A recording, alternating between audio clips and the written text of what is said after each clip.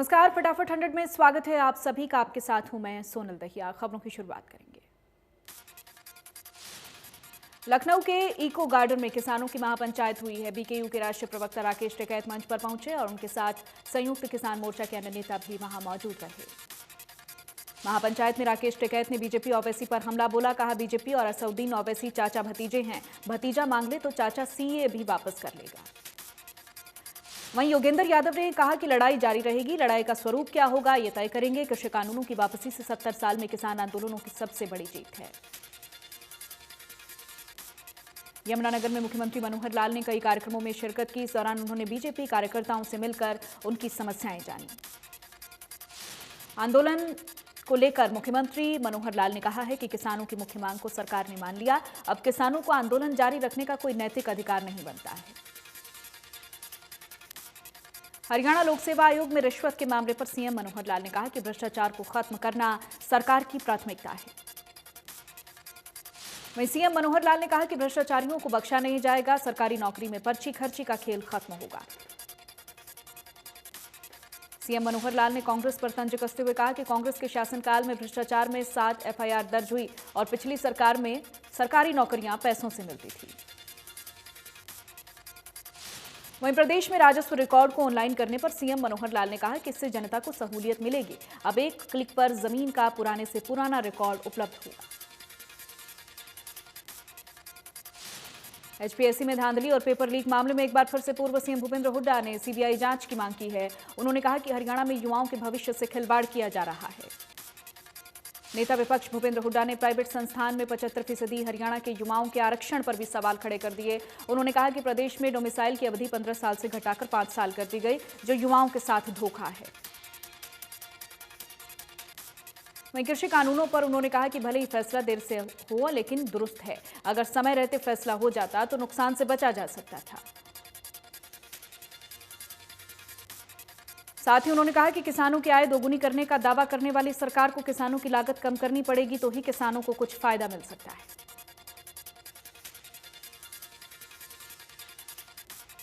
राष्ट्रीय महामंत्री बनने के बाद पहली बार प्रदेश बीजेपी कार्यालय पहुंचे विनोद तावड़े। कार्यालय पहुंचने पर प्रदेश अध्यक्ष ओम प्रकाश धनखड़ ने उनका पुष्पगुच्छ से स्वागत किया। विनोद तावड़े के कद्दावर कद और संगठनात्मक कौशल को देखते हुए रविवार को बीजेपी ने राष्ट्रीय महामंत्री की जिम्मेदारी सौंपी है। विनोद तावड़े हरियाणा बीजेपी के प्रभारी हैं। वहीं विनोद तावड़े ने कहा कि जिम्मेदारी मिलने के बाद मैं पहली बार आया तो कार्यकर्ताओं ने जोश के साथ स्वागत किया। इस जोश पार्टी और देश के प्रति काम करने की अपेक्षा है। किसानों की मांग को लेकर पूर्व केंद्रीय मंत्री वीरेंद्र सिंह ने कहा कि किसानों की मुख्य मांग कृषि कानूनों को रद्द करने की थी, जो कि सरकार ने मान ली है। जल्द तीनों कृषि कानून रद्द कर दिए जाएंगे। वीरेंद्र सिंह ने कहा कि कहीं ना कहीं सरकार और किसानों में विश्वास की कमी रही है, जिसकी वजह से सरकार कृषि कानूनों को लेकर किसानों को समझा नहीं सकी। किसान आंदोलन के 1 साल पूरा होने पर ज्यादा से ज्यादा लोग दिल्ली के टीकरी बॉर्डर पर पहुंचे। फौगाट खाप 19 के प्रधान की अध्यक्षता में दादरी के बाबा स्वामी दयाल भवन में संयुक्त किसान मोर्चा के 26 नवंबर के आह्वान पर मीटिंग का आयोजन किया गया। मीटिंग में प्रधान और खाप के पदाधिकारियों ने 24 नवंबर को जिले भर में सर्वजातीय सर्वखाप महापंचायत का आयोजन करने का बड़ा फैसला लिया है। सिरसा में हरियाणा किसान मंच ने शहीद भगत सिंह स्टेडियम में पक्का मोर्चा धरना स्थल पर प्रेस कॉन्फ्रेंस का आयोजन किया है। प्रदेश अध्यक्ष प्रहलाद सिंह भारूखेड़ा ने कहा है कि संयुक्त किसान मोर्चा की बैठक में फैसला लिया गया है कि संयुक्त किसान मोर्चा के पहले से तय कार्यक्रम उसी तरह से रहेंगे। सोनीपत में जागरूक नारी शक्ति हमारी के तहत हरियाणा पुलिस की साइकिल यात्रा सोनीपत पहुंची है। महिला सुरक्षा जागरूकता के लिए रैली 15 नवंबर से शुरू हुई थी। प्रदेश सरकार महिला सशक्तिकरण के लिए प्रयास कर रही है और इसी के तहत एक साइकिल रैली 1194 किलोमीटर की यात्रा पर अलग अलग जिलों में पहुंचेगी। देश में बढ़ रही महंगाई, भ्रष्टाचार के खिलाफ कांग्रेसी कार्यकर्ताओं ने प्रदेश अध्यक्ष कुमारी शैलजा के ऐलान पर जन जागरण यात्रा निकाली है। जन जागरण यात्रा के दौरान कांग्रेस कार्यकर्ताओं ने शहरवासियों को जागरूक किया है। यात्रा का नेतृत्व पूर्व विधायक बंताराम वाल्मीकि ने किया है। चरखी दादरी के मोड़ी गांव की 2 बेटियों ने जिला स्तर पर प्रबंध नहीं होने के बाद भी हिमाचल में 15 नवंबर से 19 नवंबर तक चली नौकायन प्रतियोगिता में गोल्ड मेडल जीतकर गांव मोड़ी का नाम रोशन किया है। दोनों विजेता खिलाड़ियों का दादरी पहुंचने पर गांव वासियों और पूर्व मंत्री सतपाल सांगवान ने जोरदार स्वागत किया है। खिलाड़ी तनु और प्रिया ने हिमाचल में 15 से 19 नवंबर तक चले 9वें नेशनल नौकायन प्रतियोगिता में गोल्ड जीतकर लाने और उनके सम्मान में दादरी के रोज गार्डन में सम्मान कार्यक्रम का आयोजन किया गया। इस दौरान सम्मान में दोनों बेटियों को गाड़ी में बैठाकर ढोल और डीजे के साथ पूरे शहर में घुमाया गया। सुई गांव के हर्षित ने भिवानी के साथ साथ अपने गांव का नाम रोशन किया है। छोटी सी उम्र में ही हर्षित ने मेडल की झड़ी लगा दी। हर्षित ने 12 साल की उम्र में 18 मेडल जीते हैं, अधिकतर गोल्ड हैं। हर्षित कराटे का खिलाड़ी है और वो अपने पिता प्रवीण गहलोत के सानिध्य में ही कराटे सीख रहा है। प्रवीण भी अपने बेटे की उपलब्धि पर काफी खुश है। डीएसपी ललित ने भी हर्षित को बधाई दी है और सम्मानित किया है। पलवल के डॉक्टर भीमराव अंबेडकर राजकीय महाविद्यालय में 2 दिवसीय अंतर जिला विज्ञान प्रदर्शनी का आयोजन हुआ है। प्रदर्शनी का शुभारंभ अतिरिक्त उपायुक्त उत्तम सिंह ने किया है। वहीं उत्तम सिंह ने प्रदर्शनी का अवलोकन कर विद्यार्थियों का हौसला बढ़ाया है। इस अवसर पर कॉलेज के प्रधानाचार्य बाबूलाल शर्मा सहित अन्य गणमान्य लोग उपस्थित रहे। सहकारिता मंत्री डॉक्टर बनवारी लाल ने रेवाड़ी में प्रेस वार्ता की। उन्होंने बताया कि 26 नवंबर को मुख्यमंत्री की बावल विकास रैली की सभी तैयारियां पूरी कर ली गई हैं। उन्होंने बताया कि इस रैली को संबोधित करने से पूर्व प्रदेश के मुखिया चौधरी चरण सिंह कृषि विश्वविद्यालय में गर्ल्स हॉस्टल और बावल में ही नवनिर्मित आरओबी का उद्घाटन करेंगे। उन्होंने बताया कि इस प्रोजेक्ट की अनुमानित लागत 50 करोड़ है और सीएम 300 करोड़ की अन्य छोटी बड़ी परियोजनाओं का शिलान्यास भी करेंगे। Doctor Ambedkar student front of India के बैनर तले छात्रों का अनिश्चितकालीन धरना 7वें दिन भी जारी रहा। छात्रों की मांग है कि पार्ट टाइम टीचर भर्ती में आरक्षण पॉलिसी लागू की जाए। वहीं विश्वविद्यालय में एसएसटी बुक बैंक में बुक्स की व्यवस्था सहित अन्य मांगों को लेकर छात्र धरने पर बैठे हैं। छात्रों ने विश्वविद्यालय प्रशासन के खिलाफ जमकर नारेबाजी की है। सिरसा के आंगनबाड़ी सेंटर्स की तालाबंदी कर वर्कर्स और हेल्पर्स का अनिश्चितकालीन धरना 52वें दिन भी सचिवालय में जारी रहा। आंगनबाड़ी वर्कर्स ने सरकार और प्रशासन के खिलाफ जमकर नारेबाजी की। वर्कर्स का कहना है कि सरकार के साथ 2018 में उनका समझौता हुआ था, जिसे अभी तक लागू नहीं किया गया है। सोहना की सब्जी मंडी और अनाज मंडी में गंदगी पसरी हुई है। उड़ती दुर्गंध ने लोगों का जीना मुश्किल कर दिया है। स्थानीय लोगों का कहना है कि सफाई कर्मचारी कई दिनों तक कूड़ा नहीं उठाते हैं, दुर्गंध उड़ती है और नई नई बीमारियां जन्म लेती हैं। फरीदाबाद में नगर निगम की तरफ से शहर को साफ करने के लिए तरह के स्वच्छता अभियान चलाया जा रहा है, लेकिन इन अभियानों के बाद भी शहर में चारों तरफ गंदगी है। वहीं लोगों का कहना है कि निगम सफाई के सिर्फ कागजों में दावे कर रहा है, जबकि जमीनी हकीकत कुछ और है। नगर निगम के कर्मचारियों का कहना है कि इसके बावजूद भी सफाई नहीं हो रही है। स्थानीय लोगों का कहना है कि इको ग्रीन वाले भी घरों से कूड़ा उठाकर इसी डंपिंग यार्ड और डंप करने चले आते हैं, जिससे यहां पर गंदगी और बदबू फैली रहती है। बल्लभगढ़ शहर में गंदगी का अंबार लगा है। गंदगी के मामले में जहां पहले फरीदाबाद का 38वां नंबर था, वहीं अब जिला 41वें नंबर पर आज पहुंचा है। 48 शहरों में जहां स्वच्छता अभियान में फरीदाबाद एक बार फिर से पिछड़ गया। शहर में चारों तरफ फैली गंदगी के चलते लोगों को परेशानियों का सामना करना पड़ रहा है। धर्मनगरी कुरुक्षेत्र में होने वाले इंटरनेशनल गीता महोत्सव में आधुनिक शिल्पकला दिखेगी। महाभारत की पवित्र ग्रंथ गीता और आजादी के अमृत महोत्सव की थीम पर 21 आधुनिक मूर्तियां बनेंगी।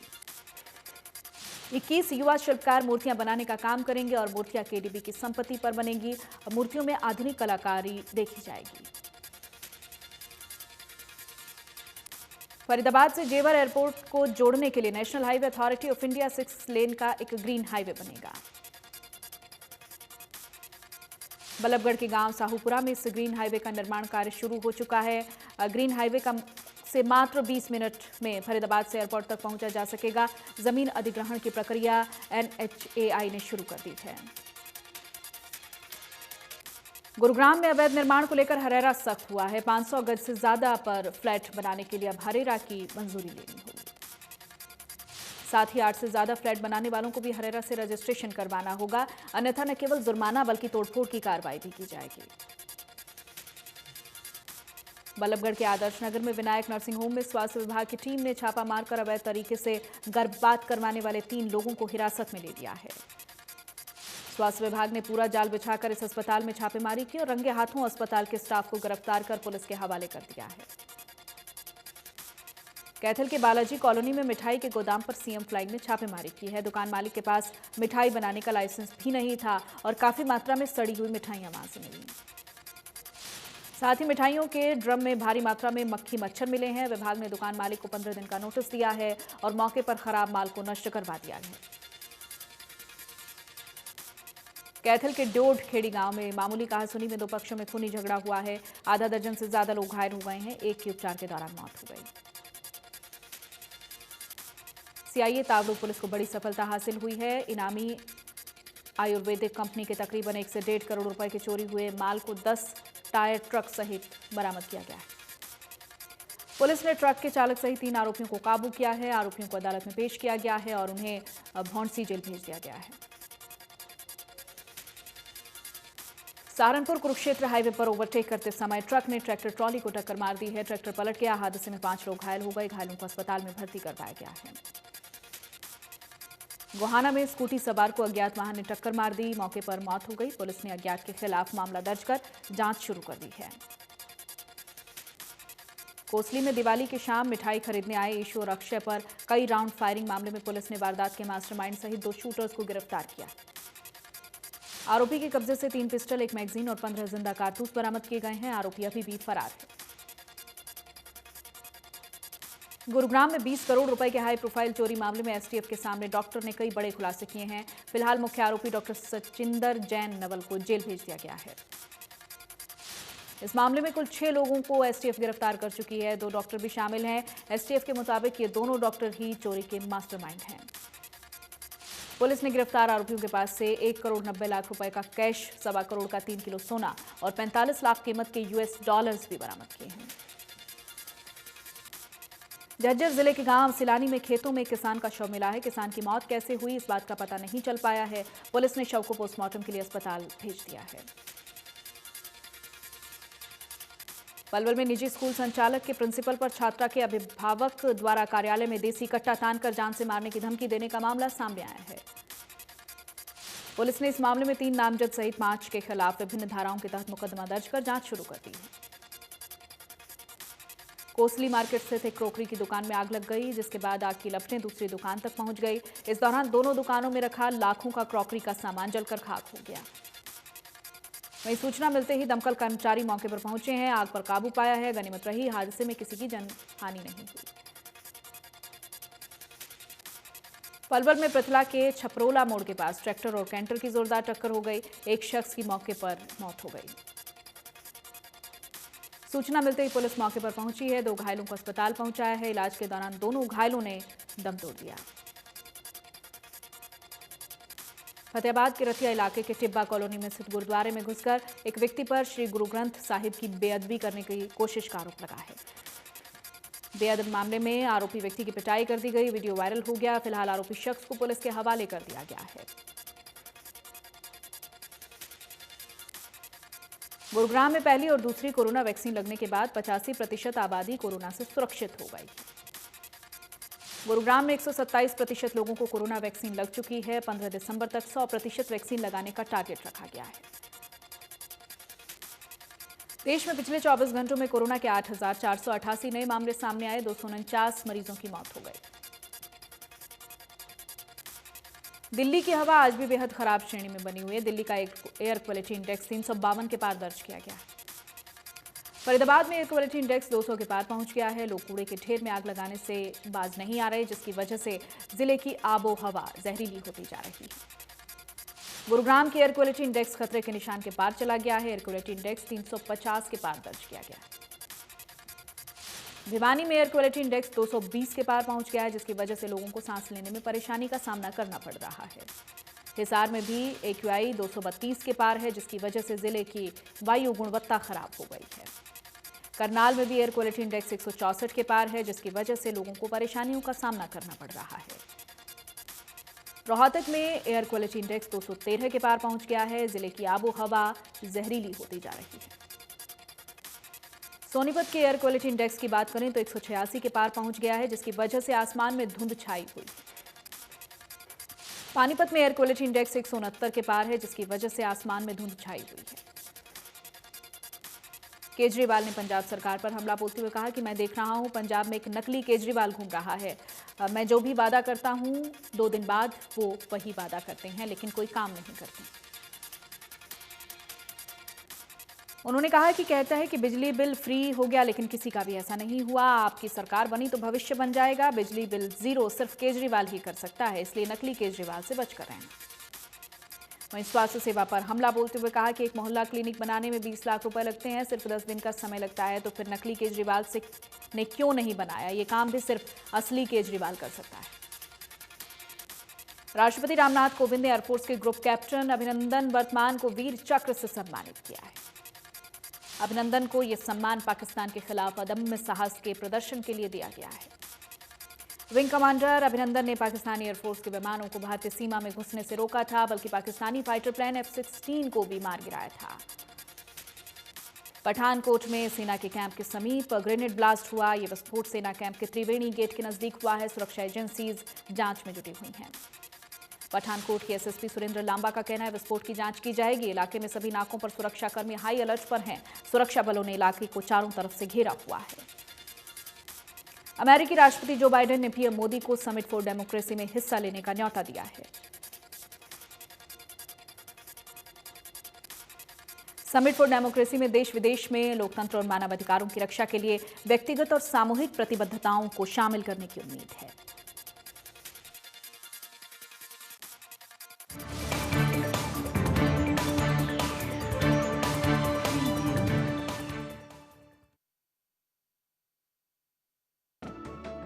बड़ी खबर के सह प्रायोजक हैं doctor ortho Ayurvedic oil and capsule, जोड़ों के दर्द की बेजोड़ दवा, पेट सफा आयुर्वेदिक चूरन, पेट सफा तो हर रोग दफा। प्रेजेंटेड बाय 90 वर्षों से महिलाओं की नंबर 1 आयुर्वेदिक औषधि वेटॉनिक हेम पुष्पा। एमएसपी पर कानून ही होगा कृषि क्षेत्र में सबसे बड़ा सुधार। कानून वापसी के ऐलान के बाद किसान नेताओं ने लखनऊ से भरी हुंकार। 26 नवंबर को दिल्ली बॉर्डर पर जुटेंगे किसान। 29 से संसद कूच का ऐलान। सीएम मनोहर लाल की किसानों से आंदोलन खत्म करने की अपील। बोले कृषि कानूनों को वापस लेकर सरकार ने मानी मांग। आंदोलन का अब नहीं नैतिक अधिकार। किसानों की बाकी मांगों पर भी बात करे सरकार। नेता विपक्ष भूपेंद्र हुड्डा ने किया समर्थन। बोले लागत कम करने से ही बढ़ सकती है किसानों की आय।